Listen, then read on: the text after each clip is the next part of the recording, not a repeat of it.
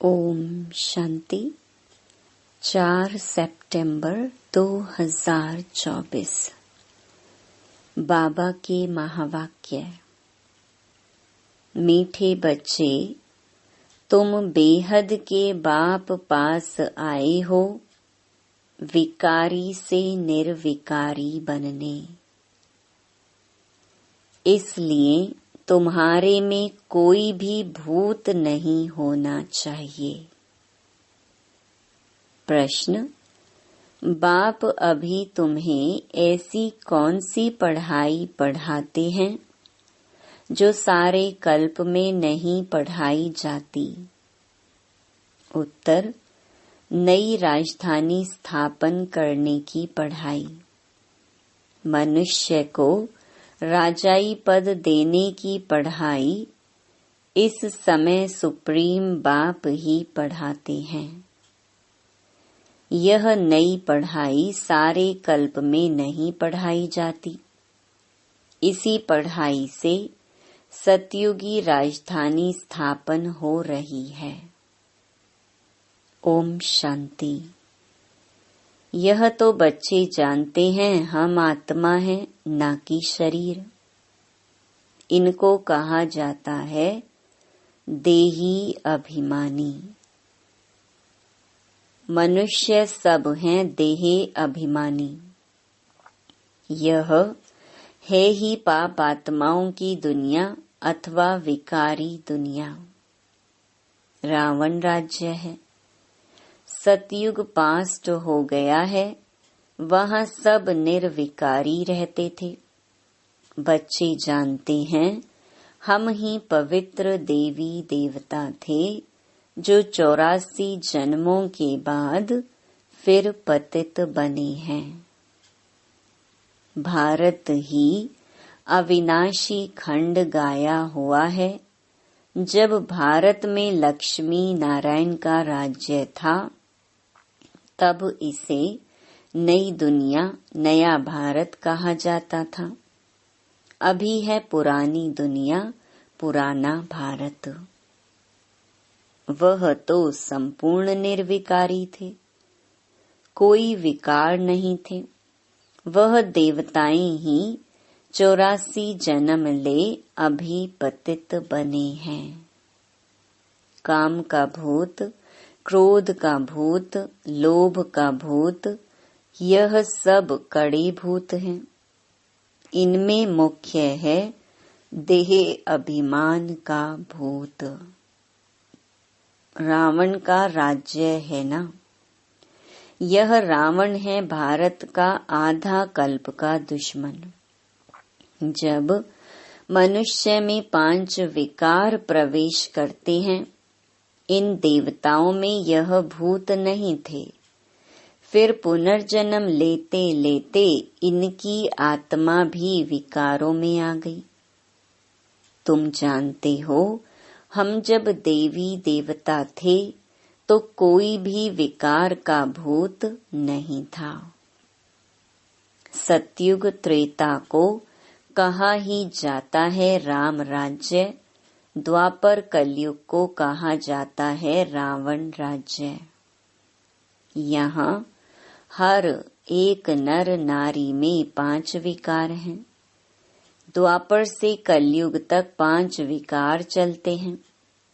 अब तुम पुरुषोत्तम संगम युग पर बैठे हो, बेहद के बाप के पास आए हो, विकारी से निर्विकारी बनने के लिए। निर्विकारी बन अगर कोई विकार में गिरते हैं तो बाबा लिखते हैं तुमने काला मुंह किया, अब गोरा मुंह होना मुश्किल है। 5 मंजिल से गिरने जैसा है। हड्डियां टूट जाती हैं। गीता में भी है भगवानुवाच, काम महाशत्रु है। भारत का वास्तविक धर्म शास्त्र है ही गीता। हर एक धर्म का एक ही शास्त्र है।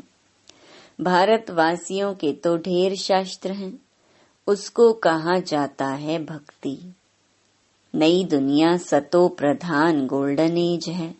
वहां कोई लड़ाई झगड़ा नहीं था। बड़ी आयु थी, एवर हेल्दी वेल्दी थे। तुमको स्मृति आई, हम देवताएं बहुत सुखी थे।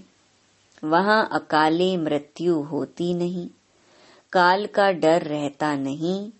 वहां हेल्थ वेल्थ हैप्पीनेस सब रहती है। नर्क में हैप्पीनेस होती नहीं, कुछ न कुछ शरीर का रोग लगा रहता है।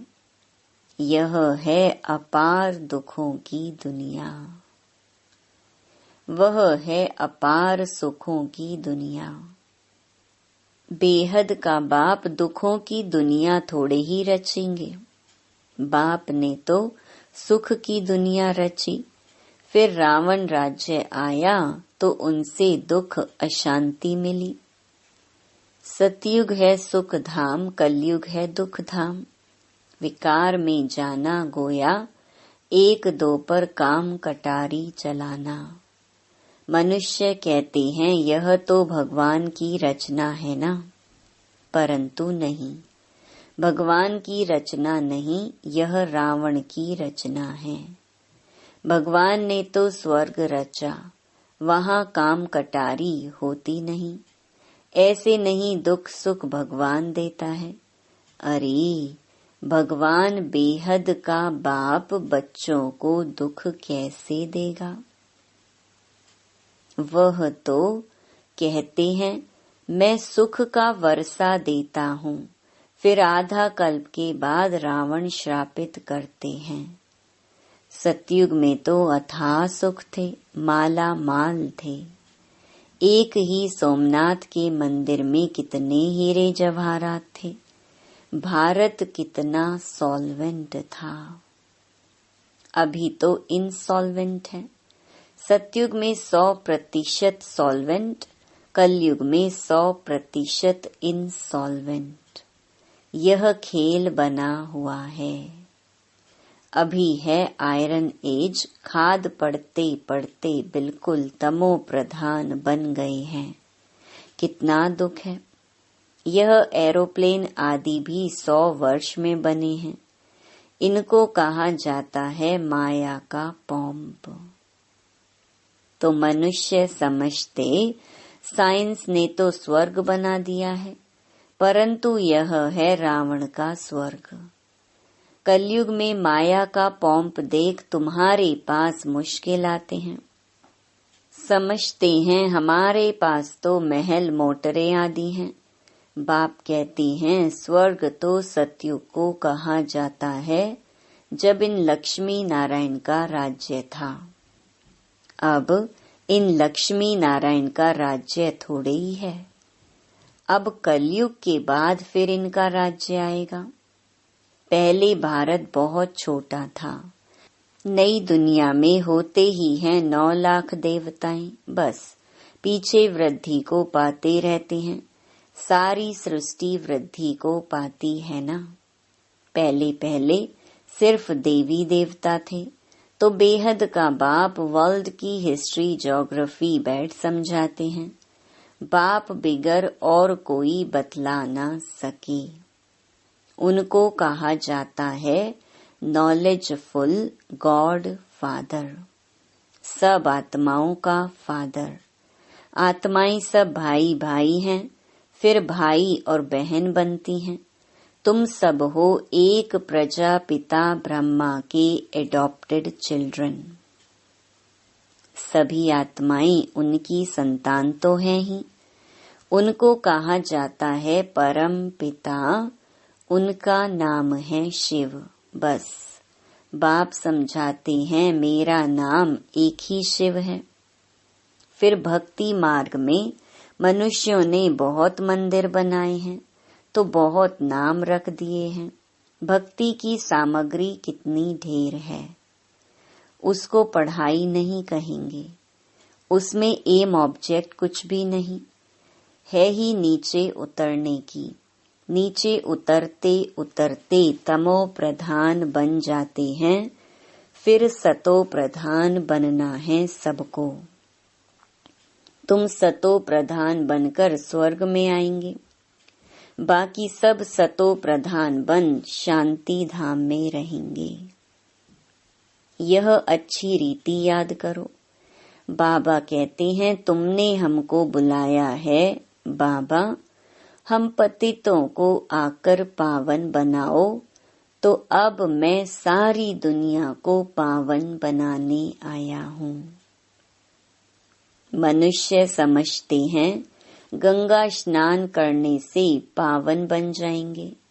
गंगा को पतित पावनी समझते हैं। कुएं से पानी निकला, उसको भी गंगा का पानी समझ स्नान करते हैं।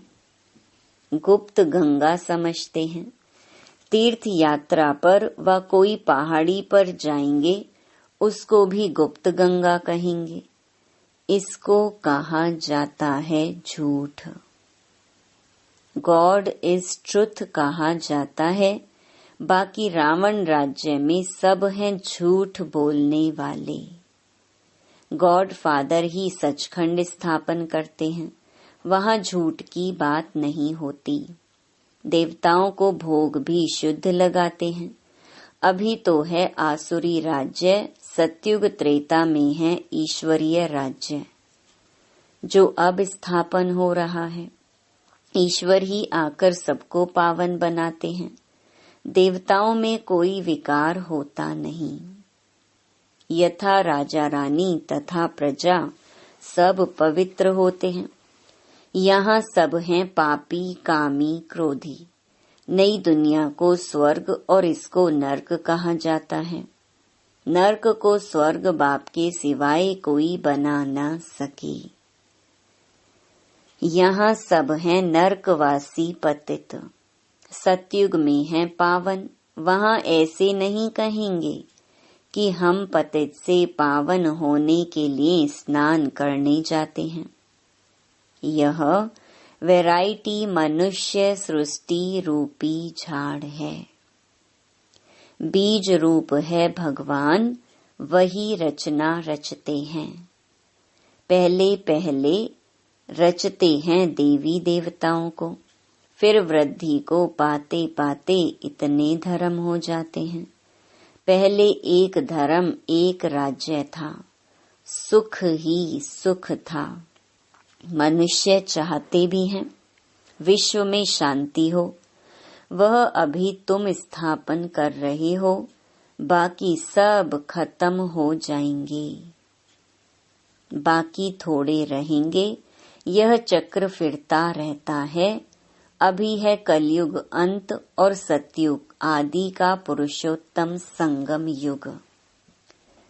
इसको कहा जाता है कल्याणकारी पुरुषोत्तम संगम युग।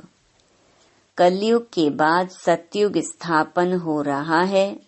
तुम संगम पर पढ़ते हो, इसका फल सतयुग में मिलेगा। यहाँ जितना पवित्र बनेंगे और पढ़ेंगे, उतना ऊंच पद पाएंगे। ऐसी पढ़ाई कहाँ होती नहीं। तुमको इस पढ़ाई का सुख नई दुनिया में मिलेगा। अगर कोई भी भूत होगा तो एक तो सजा खानी पड़ेगी, दूसरा फिर वहाँ कम पद पाएंगे। जो संपूर्ण बन औरों को भी पढ़ाएंगे तो ऊंच पद भी पाएंगे। कितने सेंटर्स हैं, लाखों सेंटर्स हो जाएंगे। सारे विश्व में सेंटर्स खुल जाएंगे। पाप आत्मा से पुण्य आत्मा बनना ही है। तुम्हारी एम ऑब्जेक्ट भी है। पढ़ाने वाला एक शिव बाबा है। वह है ज्ञान का सागर, सुख का सागर। बाप ही आकर पढ़ाते हैं। यह नहीं पढ़ाते, इनके द्वारा वह पढ़ाते हैं। इनको गाया जाता है भगवान का रथ, भाग्यशाली रथ। तुमको कितना पद्मा पदम भाग्यशाली बनाते हैं। तुम बहुत साहूकार बनते हो, कभी भी बीमार नहीं पड़ते। हेल्थ, वेल्थ, हैप्पीनेस सब मिल जाता है। यहाँ भल धन है परंतु बीमारियां आदि हैं। वह हैप्पीनेस रह न सके, कुछ न कुछ दुख रहता है। उनका तो नाम ही है सुख धाम, स्वर्ग, पैराडाइज।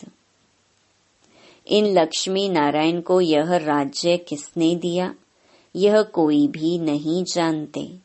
यह भारत में रहते थे, विश्व के मालिक थे। कोई पार्टीशन आदि नहीं था। अभी तो कितने पार्टीशन हैं।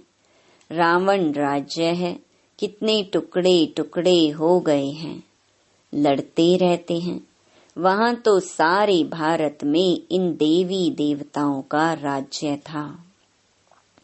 वहां वजीर आदि होते नहीं।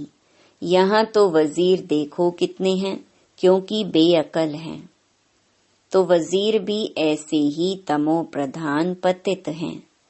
पतित को पतित मिले, कर कर लंबे हाथ। कंगाल बनते जाते हैं, कर्जा उठाते जाते हैं। सतयुग में तो अनाज फल आदि बहुत स्वादिष्ट होते हैं। तुम वहां जाकर सब अनुभव करके आते हो। सूक्ष्म वतन में भी जाते हो तो स्वर्ग में भी जाते हो। बाप कहते हैं सृष्टि चक्र कैसे फिरता है। पहले भारत में एक ही देवी देवता धर्म था, दूसरा कोई धर्म नहीं था। फिर द्वापर में रावण राज्य शुरू होता है। अभी है विकारी दुनिया, फिर तुम पवित्र बन निर्विकारी देवता बनते हो। यह स्कूल है। भगवानुवाच, मैं तुम बच्चों को राजयोग सिखलाता हूँ। तुम भविष्य में यह बनेंगे। राजाई की पढ़ाई और कहीं नहीं मिलती। बाप ही पढ़ाकर नई दुनिया की राजधानी देते हैं। सुप्रीम फादर टीचर सतगुरु एक ही शिव बाबा है। बाबा माना जरूर वर्षा मिलना चाहिए। भगवान जरूर स्वर्ग का वर्षा ही देंगे। रावण जिसको हर वर्ष जलाते हैं, यह है भारत का नंबर 1 दुश्मन। रावण ने कैसा असुर बना दिया है। इनका राज्य 2500 वर्ष चलता है। तुमको बाप कहते हैं मैं तुमको सुख धाम का मालिक बनाता हूँ। रावण तुमको दुख धाम में ले जाते हैं। तुम्हारी आयु भी कम हो जाती है। अचानक अकाले मृत्यु हो जाती है। अनेक बीमारियां होती रहती हैं। वहां ऐसी कोई बात नहीं होती। नाम ही है स्वर्ग। अभी अपने को हिंदू कहलाते हैं क्योंकि पतित हैं, तो देवता कहलाने लायक नहीं हैं। बाप इस रथ द्वारा बैठ समझाते हैं। इनके बाजू में आकर बैठते हैं तुमको पढ़ाने। तो यह भी पढ़ते हैं। हम सब स्टूडेंट हैं। एक बाप ही टीचर है। अभी बाप पढ़ाते हैं, फिर आकर 5000 वर्ष के बाद पढ़ाएंगे। यह ज्ञान, यह पढ़ाई फिर गुम हो जाएगी। पढ़कर तुम देवता बने, 2500 वर्ष सुख का वर्षा लिया, फिर है दुख रावण का श्राप। अभी भारत बहुत दुखी है। यह है दुख धाम। पुकारते भी है ना, पतित पावन आओ, आकर पावन बनाओ। अभी तुम्हारे में कोई भी विकार नहीं होना चाहिए, परंतु आधा कल्प की बीमारी कोई जल्दी थोड़े ही निकलती है। उस पढ़ाई में भी जो अच्छी रीति नहीं पढ़ते हैं वह फेल होते हैं।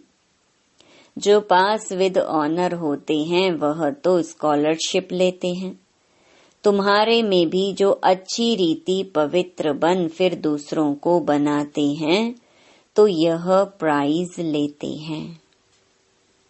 माला होती ही है 8 की। वह है पास विद ऑनर। फिर 108 की माला भी होती है, वह माला भी सिमरी जाती है। मनुष्य इसका रहस्य थोड़े ही समझते हैं। माला में ऊपर है फूल, फिर होता है डबल दाना मेरू। स्त्री और पुरुष दोनों पवित्र बनते हैं। यह पवित्र थे ना, स्वर्गवासी कहलाते थे। यही आत्मा फिर पुनर्जन्म लेते लेते अब पतित बन गई है। फिर यहाँ से पवित्र बन पावन दुनिया में जाएंगे।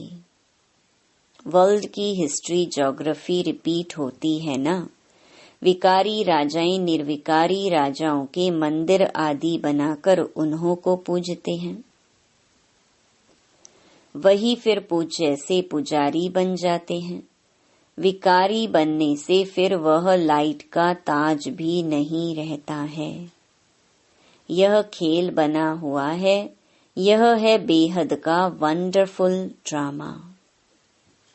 पहले एक ही धर्म होता है जिसको राम राज्य कहा जाता है, फिर और धर्म वाले आते हैं। यह सृष्टि का चक्र कैसे फिरता रहता है, सो एक बाप ही समझा सकते हैं। भगवान तो एक ही है।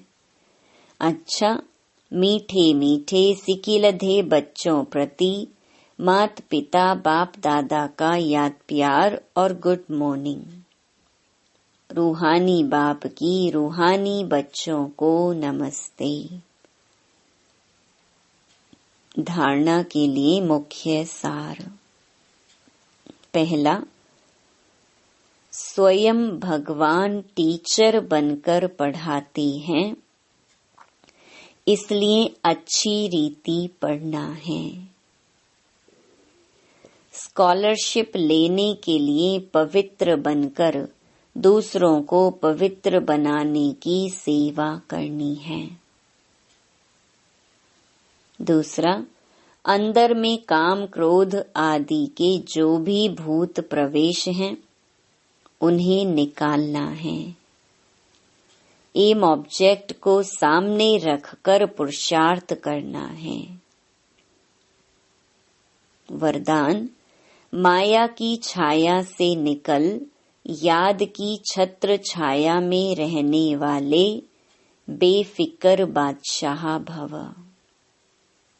जो सदा बाप के याद की छत्र छाया के नीचे रहते हैं, वो स्वयं को सदा सेफ अनुभव करते हैं। माया की छाया से बचने का साधन है बाप की छत्र छाया। छत्र छाया में रहने वाले सदा बेफिक्र बादशाह होंगे। अगर कोई फिक्र है तो खुशी गुम हो जाती है।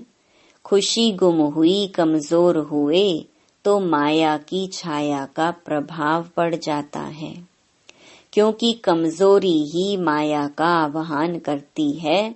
माया की छाया स्वप्न में भी पड़ गई तो बहुत परेशान कर देगी।